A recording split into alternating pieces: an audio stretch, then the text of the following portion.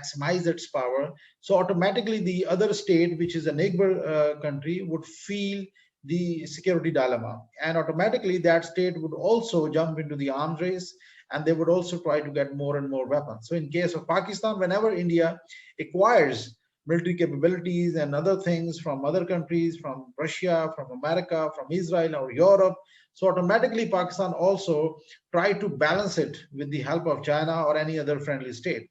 So this is the reason that Pakistan feels security dilemma when India acquires and modernizes its military and come up with aggressive doctrines like New Land Warfare Doctrine or previously Cold Star Doctrine and others. So security dilemma is a very serious issue in modern times. According to Rousseau, the state always feels itself weak if there is another state that is stronger. So this is automatically a clear-cut concept, which I have already discussed. All right. This particular concept was also given by Chanakya Kautilya in his book Arthashastra, in which he said, gave a mandala theory, and he said your neighbor is your natural enemy, and the neighbor's neighbor is your friend. This was the basic thought behind Kautilya's mandala theory. If you apply this theory in modern times, so you feel that India's neighbor is Pakistan, and Pakistan is considered as an enemy by India, and that's why they come up with many strategies to disrupt and try to malign Pakistan, try just to undermine Pakistan's security. So this is the idea behind, and that's why India, being in Afghanistan, and they have been creating problems in Pakistan. Sometimes from Iran, Chabahar, they have been creating problems for Pakistan, like for example, Kulbhushan Yadav. So India is a very aggressive state, and they are doing all these things just to undermine Pakistan's security. But if you look at, in reality, if you look at the geographical or geopolitical situation of Pakistan, India cannot get away from Pakistan, and India cannot undermine Pakistan's geographic position. Why? Because India is there in Afghanistan, for example, and they are trying to extract resources from Afghanistan. But the problem is the shortest route to extract these resources is through Pakistan. For example, from Jalalabad or from Pakistan to Wagah, it is the shortest route. But if they extract these resources from Bamiyan iron reserves to they take it to Iran, Chabahar, and from Chabahar to Mumbai, it would take more than 4,000 kilometers. So it's a huge distance, and automatically it would entail a huge cost on the Indians. So India must realize this fact that ignoring Pakistan, or creating problems for Pakistan and challenging Pakistan in the modern times is not feasible, is not beneficial for the Indians itself. So this is the idea behind. Another important concept of security is traditional security, as I told you before. And traditional security means your military security. You want security from other states, so they never attack you. So for that matter, you develop your capabilities. So that's why you need to understand these concepts of realism and national security. During the Cold War period, the idea of national security was largely defined in military terms, as we already discussed. Moreover, the pursuit of national security compels states to form alliances, like, for example, NATO, Warsaw Pact, CETO, CENTO. So all these examples were there in the past, and these alliances were meant to maintain your or maximize your power, just to protect your your security, for your national security. So it was another in a balance of power configuration, may ensure prolonged period of international stability. So this was the idea behind during the Cold War, that countries, they forge alliances, they maximize their power just to balance and just to maintain their security. Realism dominated the Cold War years because it provided simple but powerful explanation for war, alliances, imperialism, obstacles to cooperation. So all these things were there, and realism is the proponents of realism talks about offensive realism and defensive realism, in which countries maximize their power for survival. Okay, so there are three levels of security which you need to understand: individuals level, state level, and international system. So if you look at the individual level, every individual would like to protect itself from, every individual want to secure its life, um, its health, status, health, freedom. So all these things are required at individual level. Five sectors of security by Buzan are basically your political security, your military security, your economic security, societal security, and environmental security.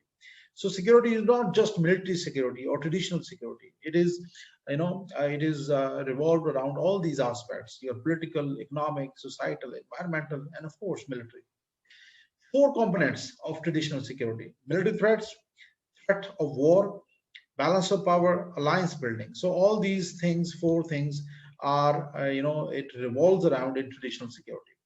You face traditional military threats from your enemy. For example, USSR and for example, Russia and America, they were engaged during the Cold War in a tug of war. United States of America used nuclear weapons on Japan. These are the threats which a country faces from other states. The threat of attack. So if Japanese had nuclear weapons, I don't think so. America would have ever attacked that country. Same applies on the Russians, Soviets, and the Americans later on.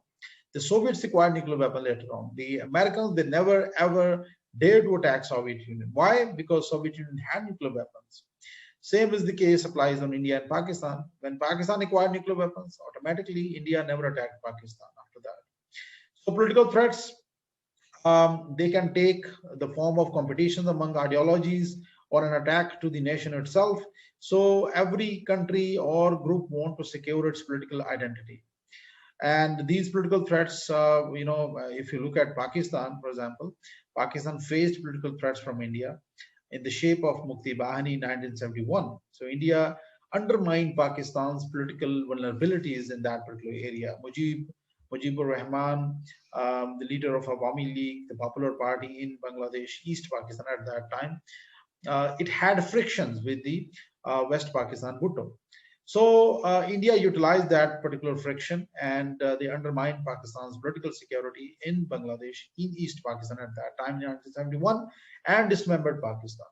So such type of threats must be prevented. A country would never want such type of threats. Pakistan is also feeling the heat in Balochistan, where BLA militants, with the support of India, they are undermining Pakistan's security. So such type of things are there, and if you look at other examples are also there in the history. Like for example, in India, India is facing serious challenge from Naxal movements, Naxalite movement in its eastern belt, where thousands of rebels, Maoist rebels, or Naxal rebels, they are fighting against the Indian state. So most of the countries, most of the areas of eastern side of area, they are severely affected from these attacks, from these threats which India is facing, and they are very, very serious threats, because in 2006 Manmohan Singh, the ex-Prime Minister of India, said that this is the #1 threat India is facing right now. Economic security means economic threats are difficult to determine due to the nature of economic itself. As Buzan points out, the normal condition of actors in a market economy is one of the risk, aggressive competition, and uncertainty. And there are many other security, economic related threats which Pakistan is facing right now. If you take the example of Pakistan, like for example, India is trying to undermine Pakistan's CPAC, and through Kulbhushan Yadav type of militants, or through TTP type of militants, they are trying to undermine Pakistan's internal security.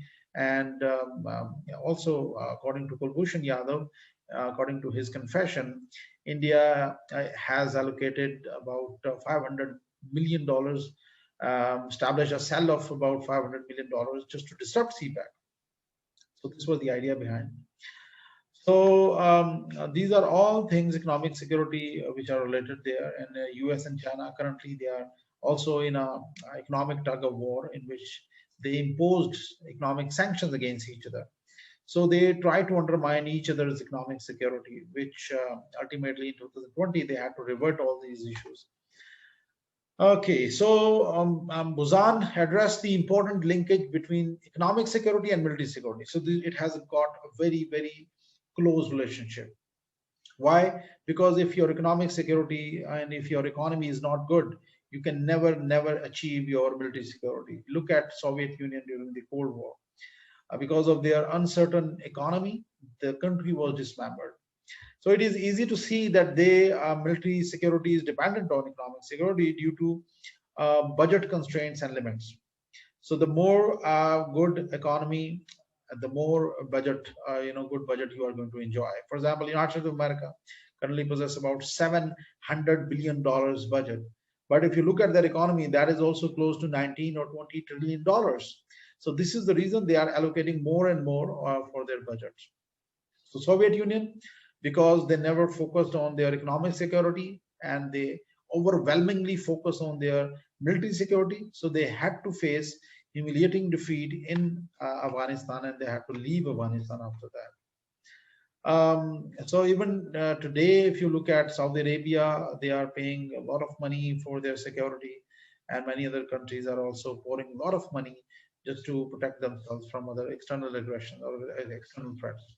Societal security is possibly the most intriguing of the five to consider. While it is difficult to separate it from political sector, societal threats are about identity and balance that can be found within any given state. So you need to protect your identity and maintain balance in that particular. You never, in a country like Pakistan, you cannot be overwhelmingly liberal. So you need to maintain balance, and you need to work under certain guidelines under your constitution.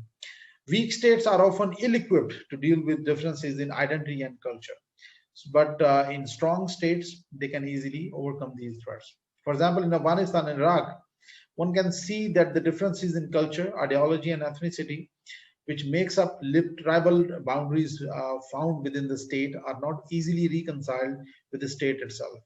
There is division, for example, ethnic division is there. In Iraq, you got Kurd, you got Shia, you got Sunni, and they've been fighting against each other for a long time. In Afghanistan, you got Pashtun, you got Uzbek, Tajik, Hazara, and they have been, struggling against each other. And there was a long civil war in which Uzbek, Tajik, and all these communities were fighting against the Pashtuns. So this type of societal clash is also a very, very serious issue when you discuss about societal security. These issues spill over into neighboring countries which shares ethnicities and identities. It is clear with the example that societal security is deeply connected with political and even military security. So this is something which you need to understand, and I'll give you example of current example of Crimea, for example. In 54% of the population in Crimea was Russian, and based on that, Crimea asked for independence from Ukraine. So such type of issues are there, and then tussle for Greater Pakhtunistan, Durand Line issue in Afghanistan, anti-Pakistan rhetoric. So all these things are related to this particular challenge, societal security. The environmental security deals with natural disasters, for example. The environmental sector also proves difficult to define and can be considered the most controversial of the five sectors, because you never know when any earthquake or any natural disaster is going to take place. It is impossible to control. The more recent issues of human impact on planet that are resulting in phenomena such as global warming, pollution, and ozone layer, depleting the ozone layer, to name a few, is where we can see more clearly controllably variable in relation to environment. For example, the depletion of ozone layer is because of the global warming and pollution by the industries, like for example major countries like European countries, America, for example, China, India.